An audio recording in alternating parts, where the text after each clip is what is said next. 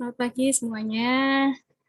Ini yang hadir masih belum banyak, tapi karena keterbatasan waktu, saya share screen dulu ya untuk materinya, yaitu materi kuliah akuntansi keuangan lanjutan 1, itu mengenai transaksi antar perusahaan aset. Ya. Apakah sudah terlihat screen-nya? Sudah, Bu. Sudah ya. Materinya ini tujuannya adalah memahami konsep transaksi antar perusahaan untuk aset.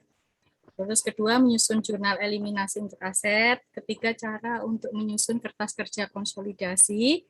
Lalu ada sasarannya, sasaran dan tujuan mahasiswa mempelajari transaksi antar perusahaan aset ini adalah mahasiswa bisa memahami transaksi dan jurnal eliminasi untuk aset. Terus yang kedua, mahasiswa juga dapat membuat jurnal eliminasi terkait dengan aset secara benar. Yang ketiga, mahasiswa mampu menyusun kertas konsolidasi dengan benar. Nanti materi ini akan saya share ke ketua kelas masing-masing supaya bisa dibagikan ke teman-temannya yang lain. PSAK tahun 2010 mengenai pihak-pihak berelasi. Di sini mensyaratkan transaksi pihak-pihak berelasi yang meliputi entitas induk dan anak. Entitas itu artinya perusahaan ya, perusahaan induk dan anak yang dilakukan menurut ketentuan yang setara dengan yang berlaku di dalam transaksi yang wajar. Jadi dengan kata lain, prinsip arm's length transaction, jadi kepanjangan tangan dari transaction itu juga harus diterapkan di dalam transaksi antara entitas induk dan anak. Jadi dengan prinsip ini, apabila entitas induk menjual barang dagangan kepada entitas anak atau sebaliknya, maka harga jual antara entitas induk dan anak itu harus sama dengan harga kepada pihak-pihak yang tidak memiliki hubungan istimewa atau pihak eksternal perusahaan. Keuntungan penjualan induk anak ini harus sama dengan keuntungan penjualan kepada pihak eksternal. Jadi tidak boleh ya menjual kepada anak perusahaannya sendiri lebih murah daripada menjual ke luar atau ke pihak eksternal. Laba yang berasal dari jual beli antar perusahaan yang melekat dalam aset pembeli selanjutnya disebut laba antar perusahaan. Laba antar perusahaan ini tidak diakui karena sudut pandang konsolidasi yang menganggap induk anak sebagai satu kesatuan, sehingga memandang laba antar perusahaan sebagai laba dari dirinya sendiri. Tetapi untuk kepentingan penyusunan laporan konsolidasi yang menganggap entitas induk dan anak satu, laba tersebut dianggap laba atas diri sendiri, sehingga harus dieliminasi. Jadi ada jurnal eliminasinya. Kemudian laba antar perusahaan atas aset tetap yang memiliki umur tidak terbatas hanya akan terrealisasi apabila aset tersebut telah berpindah tangan ke pihak ketiga, yang biasanya terjadi melalui proses penjualan. Laba antar perusahaan aset tetap yang memiliki umur terbatas dapat realisasi dengan dua cara. Yang pertama, pindah tangan ke pihak eksternal, atau biasanya melalui proses penjualan. Yang kedua, masa pemakaian atau umur ekonomis aset tetap tersebut telah habis. Misalkan, terjadi transaksi jual beli aset tetap antar perusahaan dengan laba penjualan sebesar 50 juta. Aset tetap tersebut berumur 10 tahun dan tidak dijual hingga habis umur ekonomisnya. Apabila jual beli aset tersebut dilakukan pada akhir tahun penundaan dan realisasi laba antar perusahaan ditunjukkan melalui tabel berikut ini. Ini laba antar perusahaan aset tetap ya. Lalu ada tahunnya, tahun direalisasi dan ditunda. Akhir tahun pertama ditunda 50 juta. Lalu ini adalah penyusutannya 5 juta sehingga hasilnya 45 juta. Terus selama akhir tahun ke-10 sampai akhir tahun ke-11 ya, sehingga nilai ekonomisnya jadi habis atau nol di sini di bawah. Pada tahun transaksi, tahun pertama, laba antar perusahaan ini belum terrealisasi, maka ini nol ya, masih kosong. Seperti diperlihatkan dalam tabel ini, karena nilai aset belum berkurang melalui proses penyusutan. Dan pada akhir tahun kedua hingga akhir tahun ke-11, laba perusahaan terrealisasi per tahun sebesar 5 juta seiring dengan proses penyusutan. Kemudian ini bila jual beli aset dilakukan pada awal tahun, realisasi laba antar perusahaan diperlihatkan dalam tabel berikut. Ini kalau pada awal tahun. Jadi sudah ada laba keuntungan penyusutan ini 5 juta ini. Terus sampai akhir tahun ke-10. Sehingga nilai ekonomisnya adalah 0.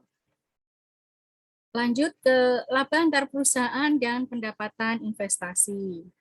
Laba antar perusahaan tidak diakui untuk kepentingan penyusunan laporan konsolidasi, sehingga harus dieliminasi. Laba antar perusahaan menyebabkan laba tercatat berlebih, sehingga pendapatan investasi juga dicatat terlalu besar dan harus dikoreksi dengan jurnal eliminasi berikut. Pendapatan investasi pada investasi dalam saham. Kemudian koreksi pendapatan investasi akan mengurangi nilai investasi dalam saham. Karena menurut metode ekuitas, perubahan nilai investasi dipengaruhi oleh pendapatan investasi. Apabila pada tahun berikutnya, laba antar perusahaan terrealisasi karena pihak pembeli dalam hubungan induk anak telah menjual aset tersebut kepada pihak eksternal, maka laba yang telah ditunda pada tahun itu atau tahun lalu itu bisa direalisasi. Entitas induk harus mengembangkan nilai investasi yang telah dikurangi pada tahun lalu dengan jurnal penyesuaian adjustment berikut ini, yaitu investasi dalam saham pada pendapatan investasi. Dampak laba antar perusahaan terhadap pendapatan investasi dan nilai investasi secara detail dijelaskan sebagai berikut. Pendapatan investasi dan nilai investasi dalam saham berkurang bila terdapat persediaan akhir yang berasal dari transaksi antar perusahaan. Kedua, keuntungan penjualan aset tetap antar perusahaan tahun berjalan, baik yang memiliki umur ekonomis maupun tidak memiliki umur ekonomis. Yang kedua, pendapatan investasi dan nilai investasi bertambah.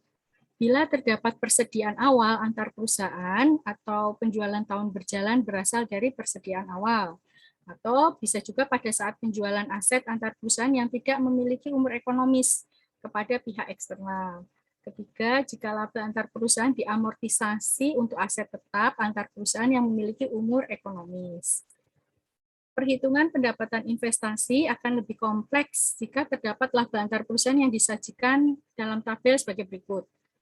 Ada laba yang diumumkan oleh entitas anak, amortisasi selisih investasi dengan nilai buku, yaitu bisa under value atau over value, intangible asset, ini termasuk goodwill, lalu hak cipta, paten, merek, dan sebagainya. Laba rugi antar perusahaan, amortisasi laba rugi antar perusahaan, dan hasilnya adalah pendapatan investasi. Transaksi antar entitas induk dan anak. Jika terdapat transaksi antar perusahaan, maka akun-akun yang berkaitan dengan laporan keuangan konsolidasian akan dihapuskan. Ada dua jenis transaksi antar entitas induk dan anak. Yang pertama downstream atau transaksi hulu atau transaksi arus bawah, yaitu ketika perusahaan induk ini menjual kepada perusahaan anak. Keuntungan atau kerugian atas penjualan aset ataupun utang tidak akan dibagi ke anak. Terus upstream atau transaksi hilir atau transaksi arus atas, yaitu ketika perusahaan anak menjual kepada perusahaan induk. Keuntungan atau kerugian atas penjualan aset tersebut ya ataupun hutang wajib dibagi ke induk dan KNP ya sesuai dengan persentase kepemilikannya. Laba antar perusahaan dan pendapatan investasi. Ketika terdapat penjualan antar induk dan anak, maka transaksi harus dihapuskan. Namun ada beberapa ketentuan jika transaksi tersebut menghasilkan keuntungan ataupun kerugian dalam penjualan aset lancar dan aset tetap, yaitu sebagai berikut. Ada persediaan barang dan tanah. Bila terdapat persediaan akhir antar perusahaan, diperlukan koreksi untuk menunda laba antar perusahaan karena laba tersebut tidak diakui. Lalu bila terdapat persediaan awal, laba antar perusahaan harus direalisasi. Kemudian aset tetap. Aset tetap itu bisa pindah tangan ke pihak ketiga melalui proses penjualan. Dan masa pemakaian atau umur ekonomis aset tersebut telah habis, maka laba antar perusahaan akan terrealisasi ketika aset tersebut telah mengalami periode penyusutan, seperti yang tadi kita sudah jelaskan di awal. Ini ada contoh lagi, yaitu terjadi transaksi penjualan peralatan dengan laba penjualan peralatan senilai 80 juta dan dengan umur ekonomi selama 8 tahun, serta tidak dijual, sehingga masa ekonomisnya sudah habis.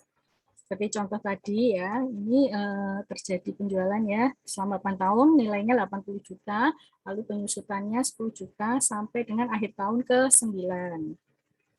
Ketika terjadi laba antar perusahaan, maka laba tersebut tidak akan diakui, sehingga diperlukan jurnal eliminasi sebagai berikut. Jurnal koreksi atas laba antar perusahaan pada tanggal laporan konsolidasi. Laba dari anak, lalu ada investasi pada investasi dalam perusahaan anak. Jurnal koreksi merealisasi laba antar perusahaan, yaitu investasi dalam perusahaan anak pada laba dari anak. Jadi ini saling menghapuskan ya, eliminasi. Sedangkan pengaruhnya atas laba konsolidasi dapat dihitung, perhitungan laba dari anak dan laba yang diumumkan anak, misalnya nilainya X. Amortisasi kelebihan dialokasikan ke aktiva bersih, dinilai terlalu rendah, maka dikurangi. Kalau dinilai terlalu tinggi, ditambahkan. Laba penjualan persediaan yang terrealisasi adalah X. Laba penjualan persediaan yang belum terrealisasi untuk mengurangi. Lalu keuntungan penjualan aset tetap antar perusahaan ketemu ya, minus misalnya, sehingga penjualan keuntungannya dalam bentuk angkanya negatif ya, sehingga penjualan aset tetap tidak memiliki umur ekonomis ke pihak luar. Dan nilainya juga, lalu amortisasi laba antar perusahaan pada aset tetap yang memiliki umur ekonomis, itu dicatat juga di sini, sehingga hasilnya laba dari anak adalah yang di bawah ini. Lanjut ke berikutnya, transaksi antar perusahaan aset dan kertas kerja konsolidasi. Jadi di sini barang dagangan ya atau persediaan. Akun-akun perusahaan ya dalam kertas kerja konsolidasi yang pertama akun penjualan dan akun pembelian jika diterapkan metode periodikal atau HPP harga pokok produksi jika diterapkan metode perpetual. Nomor 2, akun hutang dagang dan akun piutang atas jual beli jika belum lunas. Yang ketiga, laba antar perusahaan dan persediaan. Kemudian di sini jurnalnya adalah HPP pada persediaan. Bagaimana perlakuan terhadap aset tetap? Di sini sebentar. Aset tetap yang tidak disesuaikan. Contoh, tanggal 1 Maret terjadi penjualannya downstream. Ya, downstream tanah antara PT Indah dengan PT Andi anak perusahaan yang dikuasai 80% dengan harga penjualan 500 juta. Ya. 500 juta ini di mana harga pokoknya bagi PT Andi adalah 400 juta. Kemudian pencatatan PT Indah pada tanggal 1 Maret 2006 yaitu kas sebesar 500 juta, tanahnya tadi dijual dengan harga 400 juta sehingga ada keuntungan senilai 100 juta. Pencatatan PT Andi pada tanggal 1 Maret 2006, tanahnya 500 juta, pada kas 500 juta. Kertas kerja konsolidasi selama aset 31 Desember 2006 dibuat jurnal eliminasi yaitu keuntungan 100 juta pada tanah 100 juta. Mohon dimatikan speakernya ya supaya suaranya tidak masuk ke sini. Ya, para peserta mahasiswa dimohon mematikan speakernya supaya suaranya tidak mengganggu suara saya yang sedang menjelaskan. Contoh penjualan tanah secara downstream dan upstream. Pengumuman pendapatan investasi induk atas laba antar perusahaan menyebabkan saldo investasi yang dicatat pada PT Indah lebih kecil 100 juta dibanding kekayaan anak yang dimiliki. Sehingga kertas kerja konsolidasi harus mendebet akun investasi dalam perusahaan anak. Untuk penjualan downstream, jurnalnya adalah investasi dalam PT Andi pada tanah senilai 100 juta rupiah. Penjualan upstream itu jika dalam kasus di atas, ini misalnya penjualan upstream, maka laporan keuangan induk menyajikan aset 500 juta dan daftar laba rugi anak menyajikan keuntungan tanah senilai 100 juta. Investasi dalam PT Andi 100 juta kali 80%, 80 juta, dan hak minoritas 100 juta kali 20% adalah 20 juta. Ini adalah debit, posisi debit, sedangkan posisi kreditnya adalah tanah senilai 100 juta. Kemudian ada aset tetap yang memiliki umur ekonomis. Pada tanggal 1 Juli 2007 terjadi transaksi penjualan downstream atas peralatan seharga 600 juta antara PT Impal dan PT Abia, yaitu perusahaan anak yang sahamnya dikuasai 90% oleh PT Impal, di mana harga pokoknya bagi pihak penjual adalah 450 juta. Aset tetap tersebut masih memiliki umur ekonomis 6 tahun dan disusutkan dengan metode garis lurus. Dalam penyusunan kertas kerja konsolidasi per 31 Desember 2007, eliminasi dilakukan sebagai berikut. Jurnal eliminasi laba antar perusahaan. Di sini keuntungan 600 juta dikurangi 450 juta, harga pokoknya tadi sama dengan 150 juta. Peralatan 150 juta, lalu koreksi penyusutan yang dicatat over akibat laba antar perusahaan yaitu 150 juta per 6 tahun, karena umur ekonomisnya 6 tahun, dikali 0,5. Sama dengan 12.500.000. Pada beban penyusutan, bagian kredit 12.500.000. Jurnal eliminasi laba antar perusahaan pada saat konsolidasian tanggal 31 Desember 2007, investasi dalam PT Abia 137.500.000, akumulasi penyusutan 12.500.000. Yaitu kalau ditotal sama dengan 150 juta. Lalu pada peralatan 150 juta rupiah. Transaksi penjualan jasa. Entitas induk dan entitas anak sering terlibat dalam transaksi penjualan jasa. Seperti halnya dengan transaksi penjualan persediaan, dampak transaksi penjualan jasa antara entitas induk dan entitas anak juga harus dieliminasi. Contohnya, dampak transaksi penjualan jasa terhadap jurnal eliminasi. PT Palapa atau PTP memiliki 100% saham PT Samudra atau PTS. Pada Desember 2019, PTP memberikan jasa perawatan mesin kepada PTS sebesar 48 juta. Tagihan telah dikirimkan pada 25 Desember 2019. Sampai 31 Desember 2019, PTS belum membayar tagihan tersebut. Dan atas transaksi pemberian jasa itu, PTP akan membuat jurnal sebagai berikut. Piutang usaha 48 juta pada pendapatan jasa. Sama nilainya 48 juta ya. Kemudian PTS akan membuat jurnal sebagai berikut. Beban perawatan 48 juta pada utang usaha 48 juta.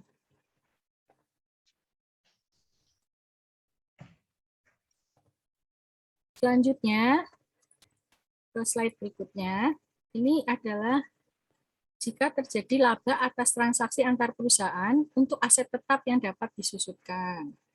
Penjualan aset tetap dapat disusutkan antar perusahaan memiliki dampak yang sama, seperti penjualan aset yang tidak dapat disusutkan atas laba atau rugi pada perusahaan yang berafiliasi. Laba atau rugi yang belum terrealisasi akan terrealisasi saat aset tetap dijual pada pihak luar atau eksternal, atau entitas yang tidak berafiliasi. Laba atau rugi yang belum terrealisasi ini akan dieliminasi. Tolong ya Agustinus, minta tolong speakernya dimatikan atau di-off-kan. Saya lanjutkan. Laba atau rugi yang belum terrealisasi akan dieliminasi saat terjadinya konsolidasi atas perusahaan-perusahaan yang berafiliasi. Laba atau rugi yang belum terrealisasi ini akan ditentukan dari arah penjualan, arus ke bawah atau arus ke atas, downstream atau upstream. Laba atau rugi yang belum direalisasi dan berasal dari penjualan arus ke bawah antara induk ke anak dieliminasi sebesar 100% dengan mengabaikan hak minoritas. Laba atau rugi yang belum direalisasi dan berasal dari penjualan arus ke atas atau upstream antara anak ke induk merupakan bagian dari perusahaan anak dan diakui oleh induk sebesar persentase kepemilikannya. Oleh sebab itu, laba atau rugi yang belum direalisasi akan dieliminasi sebesar kepemilikan induk. Penjualan arus ke bawah atau downstream di akhir tahun. PT Induk memiliki 80% kepemilikan PT Anak. PT Induk menjual mesin kepada PT Anak pada tanggal 31 Desember 19X2. Nilai buku mesin sebesar 50.000, harga perolehan 90.000 dikurangi akumulasi penyusutan 40.000. Mesin dijual kepada PT Anak sebesar 80.000. Laba penjualan mesin adalah 30.000. Harga jual yaitu 80.000 dikurangi nilai bukunya 50.000. Maka jurnalnya di PT Induk kas 80.000, akumulasi penyusutan 40.000, pada mesin 90.000, dan pada laba penjualan mesin 30.000. Di PT Anak, jurnalnya adalah mesin pada kas senilai 80.000. Dan pendapatan investasi PT Induk, laba bersih, yaitu dari PT Anak 80%, itu kita lambangkan X, laba penjualan mesinnya adalah 30.000. Jurnal penyesuaian konsolidasi, laba penjualan mesin pada mesin senilai 30.000 nilainya. Lalu penjualan arus ke bawah downstream yang terjadi di awal tahun. PT Induk memiliki 80% kepemilikan PT Anak. PT Induk menjual mesin kepada PT Anak pada tanggal 1 Januari 19X2. Nilai buku mesin sebesar 50.000 dengan masa manfaat mesin ada 5 tahun dari 19X2 sampai dengan 19X6 tanpa nilai residu. Mesin disusutkan dengan metode garis lurus. Mesin dijual kepada PT Anak sebesar 80.000 dengan laba penjualan mesin adalah 30.000.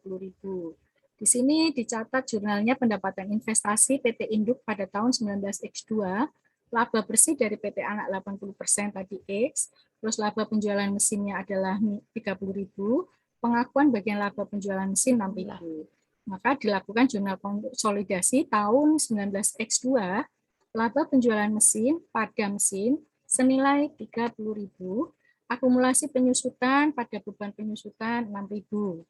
Pendapatan investasi PT Induk tahun 19X3 sampai dengan 19X6, laba bersih dari PT Anak itu 80%, itu X, lalu pengakuan bagian laba penjualan mesin 6.000.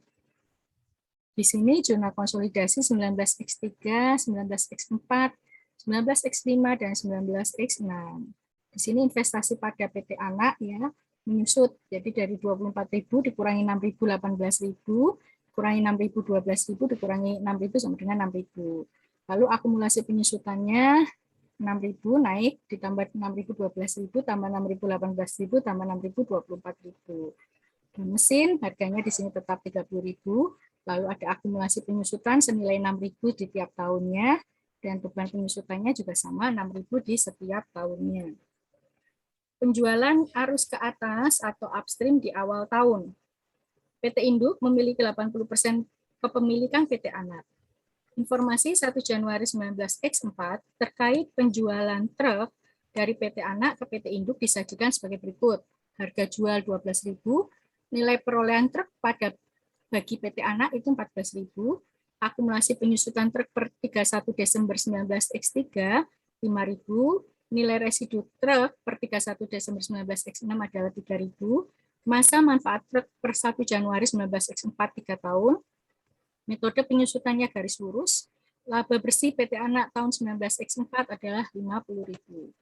Maka di sini jurnalnya di PT Induk, truk pada kas 12.000 sesuai dengan harga jual, kemudian beban penyusutan pada akumulasi penyusutan senilai 3.000. Di PT Anak, kas adalah 12.000, akumulasi penyusutan 5.000, pada truk 14.000 dan pada penjualan truk 3.000. Harga perolehan yaitu 12.000 dikurangi nilai residu 3.000, yaitu 9.000 dibagi 3 tahun. Itu sama dengan 3.000 di sini laba penjualan ini ya. Itu perhitungannya adalah yang tertulis di sini. Kemudian pendapatan investasi PT Induk tahun 19X4, laba bersih PT Anak 50.000 kali 80%, 40.000.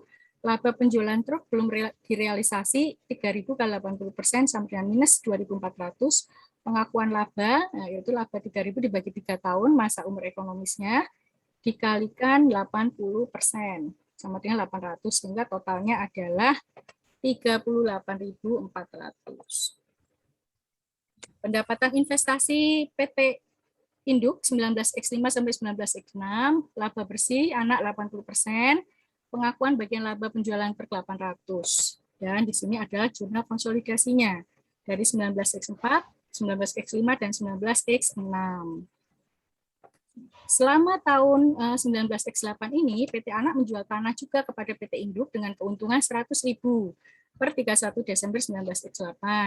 Akun tanah PT Induk 700.000 yang dibayarkan untuk tanah tersebut. PT Induk menggunakan metode ekuitas dalam mempertanggungjawabkan investasinya pada PT Anak. Akan tetapi belum menyesuaikan amortisasi goodwill serta laba belum direalisasi. Maka neraca perbandingan PT Induk dan PT Anak disajikan berikut ini informasinya. Lalu di sini ada jurnalnya dengan penyesuaian PT Induk ya, yaitu investasi pada laba ditahan 40.000, laba ditahan pada investasi laba tanah 90.000, laba ditahan pada investasi 50.000, laba ditahan pada investasi amortisasi goodwill senilai 50.000. Kemudian ada jurnal konsolidasinya. Ini adalah modal saham 10 juta, laba ditahan 2 juta, goodwill 500.000, investasi pada PT Anak 11.300.000, hak minoritas 1.200.000, laba ditahan PT Induk 40.000 pada investasi PT Anak 40.000. Jurnal konsolidasi berikutnya adalah investasi pada PT Anak 90.000, lalu ada hak minoritas 10.000 dan tanah harganya 100.000. Investasi pada PT Anak terhadap persediaan itu 50.000, investasi pada Anak, amortisasi goodwill 50.000, laba ditahan, amortisasi goodwill 100.000 dan pada goodwill 150.000. Ini daftar pustaka yang bisa Anda pelajari. Ini sumbernya dari sini saya ambil untuk presentasi ini. Ya, baik, kita sudah sampai di akhir presentasi ini. Nanti silahkan dipelajari lagi untuk kalian. Lalu saya juga minta agar salam sehat dan jangan lupa kalian tetap menjaga protokol kesehatan ya, jangan lupa pakai masker, kemudian juga menjauhi kerumunan, kalau bisa minum vitamin ya supaya tetap sehat, karena ada informasi ada gelombang ketiga COVID-19. Bukannya saya menakut-nakuti, tapi untuk membuat kalian lebih waspada, ya, lebih siap supaya terhindar dari sakit. Walaupun kalian semua sudah divaksin, tapi tetap ya harus pakai masker, jaga jarak. Sudah pada vaksin semua kan? Sudah, Bu. Sudah, Bu. Sudah, Bu. Baguslah. Sudah, Bu. Vaksin yang kedua semua sudah? Sudah, Bu. Yang lain, oh, sudah ya. Mereka belum vaksin kedua. Bagus kalau begitu. Baik, saya akhiri di sini kuliah kita. Terima kasih. Salam sehat selalu. Selamat pagi dan selamat beraktivitas. Saya akhiri Zoom kita.